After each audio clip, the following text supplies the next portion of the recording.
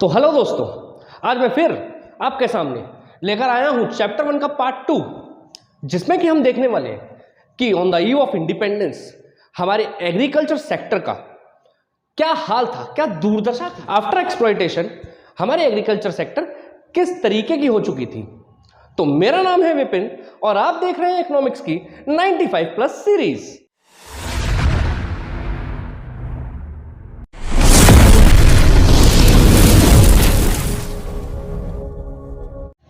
तो चलिए शुरू करते हैं। बताना चाहूंगा 1947 जब हमें आजादी मिली तो हम लोग जानते हैं कि किस तरीके से ब्रिटिशर्स ने कई तरीके के एक्सप्लॉयटेशन किए थे हमारे एग्रीकल्चर सेक्टर पर, इंडस्ट्रियल सेक्टर पर, as well as foreign trade पर। लेकिन आज के टॉपिक में हम लोग देखने वाले हैं कि किस तरीके से एग्रीकल्चर सेक्टर की पूरी तरीके से उन्होंने दुर्दशा बदल दी थी। तो देखते हैं जरा फर्स्ट पॉइंट क्या कहता है। फर्स्ट पॉइंट में अगर देखते हैं तो बोला जाता है लो प्रोडक्शन एंड प्रोडक्टिविटी। देखिए, अगर मैं बात करता हूं 1947 और 48 की, तो आप एक डाटा देख रहे होंगे जो कि मैंने लिया हुआ है यहां पर। देखिए 1947 में हमारी कंट्री में जो वीट का प्रोडक्शन था वो कितना था, 660 kg पर हेक्टेयर। कितना था, 660 kg पर हेक्टेयर। वहीं पर अगर 2016 में देखते हैं तो 2016 में वीट का जो प्रोडक्शन हो गया वो हो गया था 3216 kg पर हेक्टेयर। तो आप देखिए उस समय जब हम ब्रिटिश रूल में थे और तुरंत आजाद हुए थे तो हमारी agriculture sector after irrigation, cultivation, किसान की पूरी मेहनत के बाद भी कितना हमको प्रोडक्शन देती थी, 660 kg पर हेक्टेयर। लेकिन आज की तारीख में अगर देखा जाए 2016 में लगभग आपकी बुक के डाटा के अकॉर्डिंगली तो बोला जाता है कि यही जमीन प्रोडक्शन देती है आपको 3216 kg पर हेक्टेयर। तो सीधी सी बात है, साफ समझ में आता है कि after independence, on the independence, हमारा जो प्रोडक्शन था वीट का, क्रॉप्स का, फार्मिंग का, वो कैसा था, कम था। जबकि आज की दशा में देखा जाए तो ये बहुत ज्यादा सुधर चुका है, बहुत ज्यादा इंप्रूव हो चुका है। तो चलिए सेकंड पॉइंट पर आते हैं।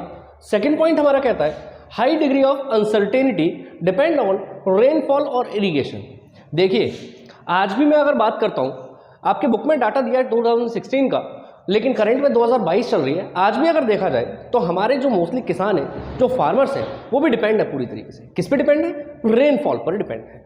ठीक, समझते हैं जरा इस पॉइंट को। इस पॉइंट का मतलब क्या।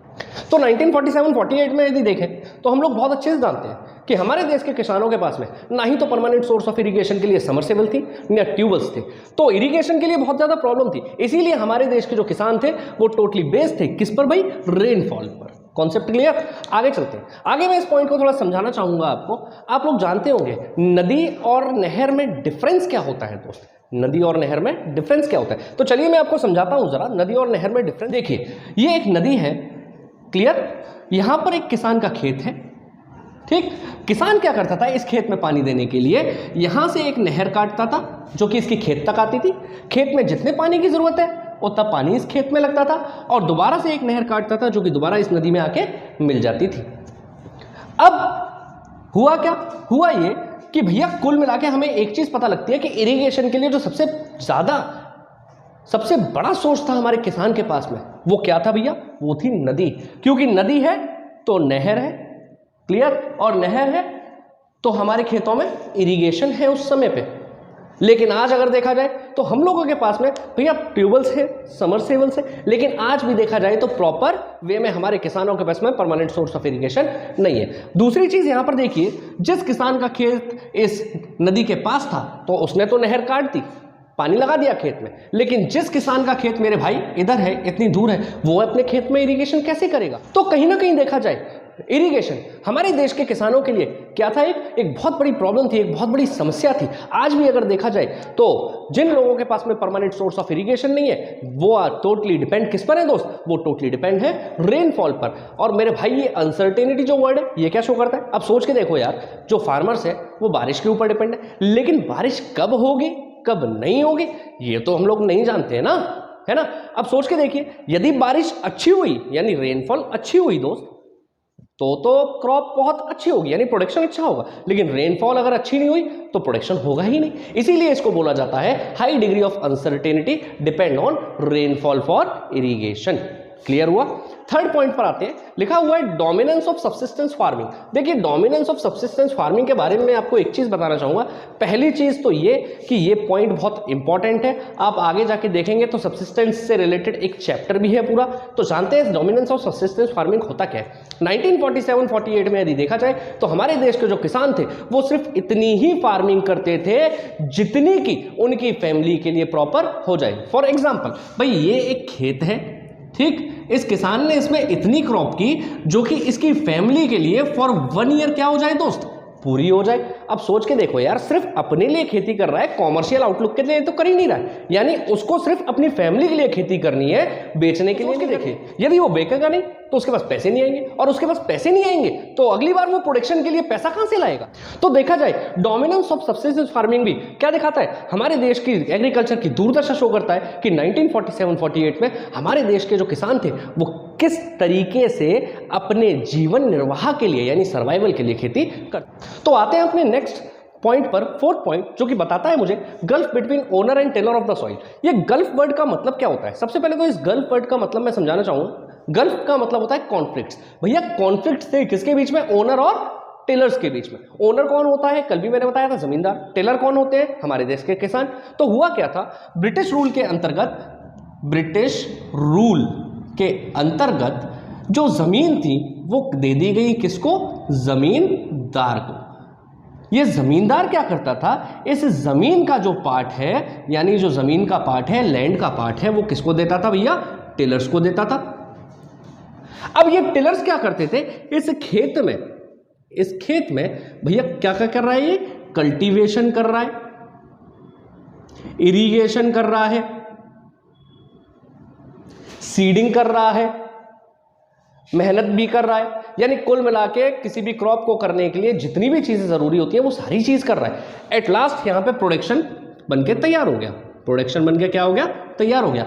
अब जैसे ही प्रोडक्शन बनके तैयार होता था, एग्रीकल्चर का प्रोडक्शन होता था, तो ये जमींदार क्या करता था, इस प्रोडक्शन का अराउंड 70 to 80% जो प्रोडक्शन था इससे छीन कर ले जाया करता था।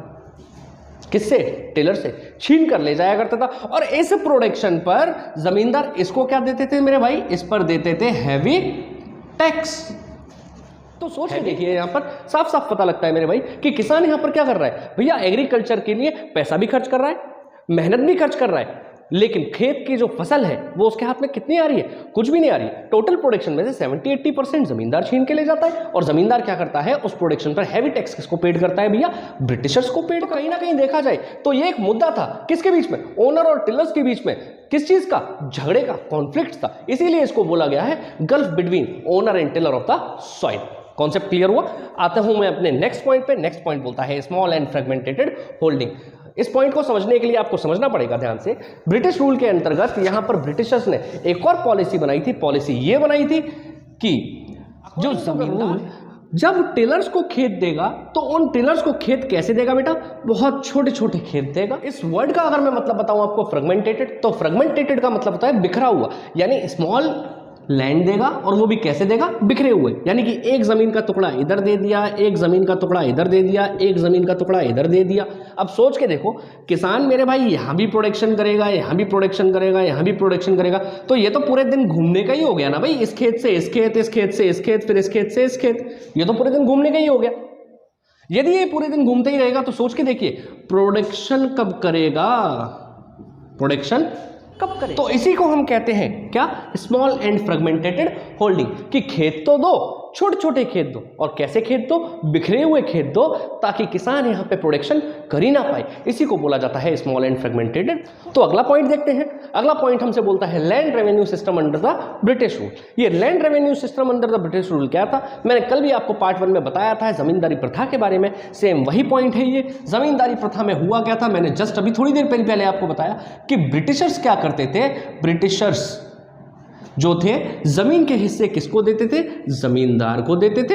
ये जमींदार क्या करता था, जमींदार इस जमीन का हिस्सा किसको देता था, टिलर्स को देता था, यानी फार्मर्स को देता था।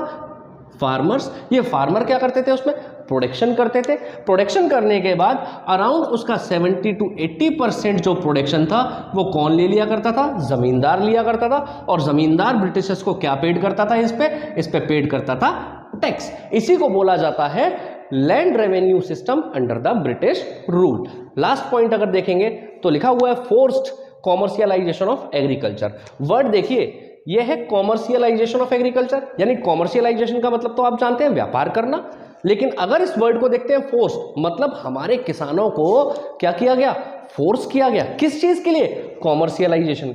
तो मैं आपको बताना चाहता हूं, आपकी इंग्लिश की बुक में भी एक चैप्टर है इंडिगो, उस चैप्टर में भी आपको बताया गया है कि किस तरीके से अंग्रेजों ने हमारे देश में इंडिगो की खेती करवाई थी और हमारे किसानों ने किस तरीके से उनका विरोध किया था। तो ध्यान देना, ये कॉमर्शियलाइजेशन ऑफ एग्रीकल्चर है क्या है। एक्चुअल में अगर इस पॉइंट के बारे में मैं बताता हूं तो अंग्रेजों ने, ब्रिटिशर्स ने हमारे किसानों को फार्मर्स को इधर फोर्स किया। किस चीज के लिए फोर्स किया कि भैया अभी तक तो आप प्रोडक्शन क्या करते थे, कैसा करते थे भैया, अभी तक आप प्रोडक्शन करते थे सब्सिस्टेंस। और सब्सिस्टेंस का मतलब क्या होता है, मैंने जस्ट अभी थोड़ी देर पहले बताया था कि भैया अभी तक आप प्रोडक्शन करते थे सिर्फ इतना कि आपकी फैमिली के लिए पूरा हो जाए, आप कॉमर्शियलाइजेशन पे ध्यान नहीं देते थे। लेकिन अब आप जो फार्मिंग करोगे वो कैसी फार्मिंग करोगे, सरप्लस फार्मिंग करोगे। सरप्लस फार्मिंग का मतलब होता है कि अब आप जो फार्मिंग करोगे वो अपने लिए भी करोगे प्लस उससे ज्यादा प्रोडक्शन करोगे। जितना ज्यादा प्रोडक्शन होगा वो, तो जो भी सरप्लस फार्मिंग होगी उस सरप्लस फार्मिंग को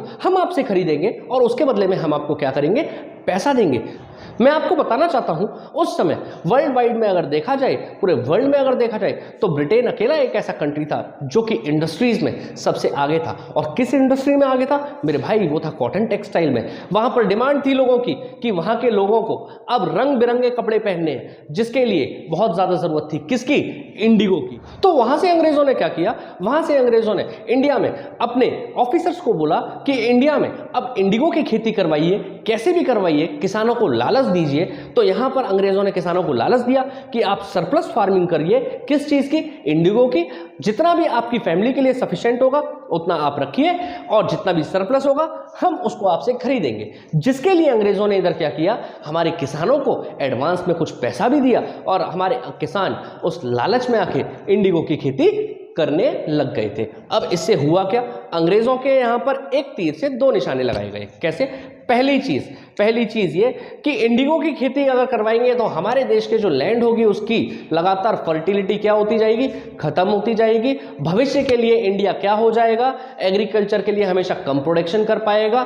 क्लियर। दूसरा यहां पे क्या था कि यहां पर दूसरी चीज ये कि ब्रिटेन यहां पर इंडिगो का इस्तेमाल कर पाएगा, कहां पर, अपने कॉटन टेक्सटाइल में, जहां पर कि लोगों के लिए रंग बिरंगे कपड़े बनाए जाएंगे और उन लोगों की नीड्स को पूरा किया जाएगा। तो इसी को कहा गया फोर्स्ड कॉमर्शियलाइजेशन ऑफ एग्रीकल्चर, यानी कि किसानों को फोर्स करो किस चीज के लिए कि भैया इंडिगो की खेती करो, हम वो नील हम आपसे खरीदेंगे। क्लियर। तो मैं समझता हूं आज मैंने जितना भी आपको इस टॉपिक में समझाया आपको बहुत अच्छे से समझ में आया होगा। यदि कुछ नहीं समझ में आता है तो आप मुझे मेरे कमेंट बॉक्स में पिंग करें, मैं जरूर आपको उसका जवाब दूंगा, उसका सॉल्यूशन कोशिश करूंगा आपके प्रॉब्लम तक पहुंचने की। आज के लिए इतना ही, उम्मीद करता हूं मिलते हैं इस चैप्टर के और भी ज्यादा इंटरेस्टिंग थर्ड पार्ट में कुछ नए अंदाज के साथ।